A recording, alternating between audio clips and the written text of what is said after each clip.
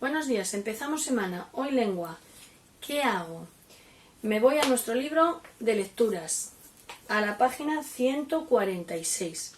Es un cuento cortito, los hemos leído más largos, que se titula Ser un galápago. Galápago. Vamos a ver, uno diréis, ¿y qué es un galápago? ¿Y qué es un galápago? Bueno, pues vamos a leer la historia de este galápago que se llama Paco, que le da mucha envidia a otros animales. ¡Ay, qué envidia este animal que hace esto! ¡Ay, esta envidia este animal que hace esto! Siempre le parecía a él que ser galápago era mucho peor que ser otro animal, hasta que los demás le van descubriendo cosas. Nos leemos como siempre, intentamos leer en voz alta, que alguien nos escuche. Nos paramos en los puntos. Si hay una exclamación, la hacemos con un poquito de exclamación. Si hay una interrogación, por ejemplo, ¿quién te persigue? No es ¿quién te persigue? No. ¿Quién te persigue? Que viene ahí una interrogativa. Lo leemos, lo comprendemos y nos vamos a la página 147 donde acaba el cuento y contestamos a los 3 ejercicios. Primero, escribe palabras de texto que signifiquen lo mismo. Palabras del texto que signifiquen lo mismo. ¿Cómo se llamaba a esas palabras que siendo diferentes significaban lo mismo? ¿Cómo se llamaban? Sinónimos. Bueno, mañana veremos y trabajaremos un poquito eso de sinónimos y antónimos, que nos hacemos un poquito de lío. De momento hacemos el ejercicio 1. Lo que te están diciendo aquí es que te dan 2 palabras, tortuga y concha. Esas palabras son sinónimas, que significan lo mismo que otras palabras que aparecen en el texto. Por eso dice, escribe palabras del texto, del cuento. ¿Qué palabra aparece en el cuento que significa lo mismo que tortuga?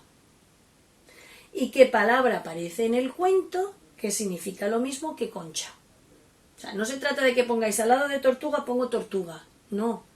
Sinónimos son palabras diferentes. Tenéis que buscar en el cuento qué palabra dicen en el cuento que es lo mismo que tortuga.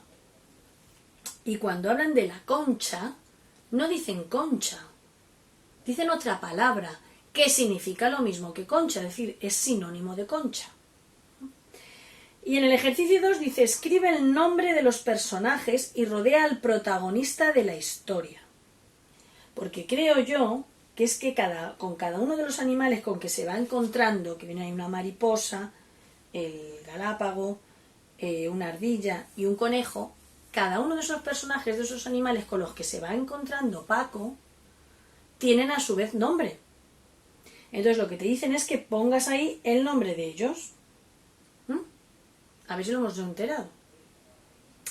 Como son sus nombres, no hay que poner mariposa, ardilla, conejo. No me estoy refiriendo a eso.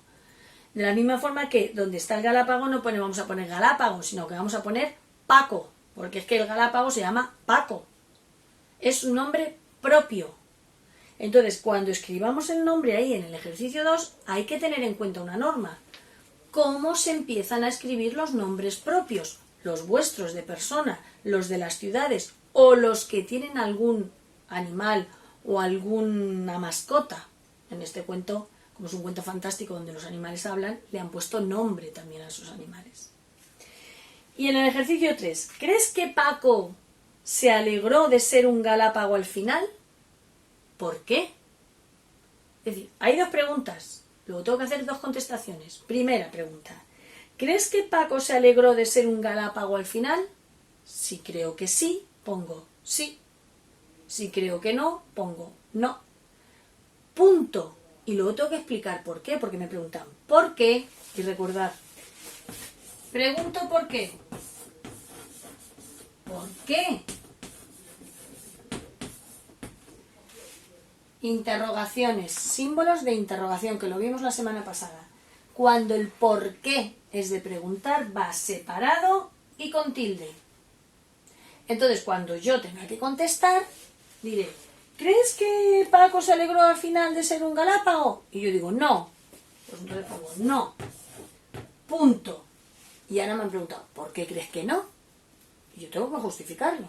Entonces, cuando doy la explicación, el por qué se vuelve a poner junto y sin tilde. ¿Por qué lo he puesto con mayúscula? Porque tiene que haber un punto. No, porque Paco siguió pensando que tal. ¿Que pienso que sí? Pues pongo aquí. ¿Se alegró Paco al final de ser un galápago? Sí. Punto. Porque... Y explico por qué se alegró al final de ser un galápago. Ah, que no me acuerdo. Bueno, pues te vuelve a repasar en la lectura. Entonces, esto es lo que hay que hacer hoy lunes 8 de junio. En lengua. Leernos el cuento de ser un galápago y contestar los ejercicios 1, 2 y 3. Pues venga. ¡Ah! Se me olvidaba. ¿Qué hay que hacer siempre al empezar a leer cualquier cuento? ¿Con qué tengo que leer en la mano? ¿Con un bocadillo de jamón? No, con un lapicero, para subrayar las palabras o las expresiones que no conozca y preguntárselas a alguien. ¿Vale? Pues eso. Venga, vamos a leer.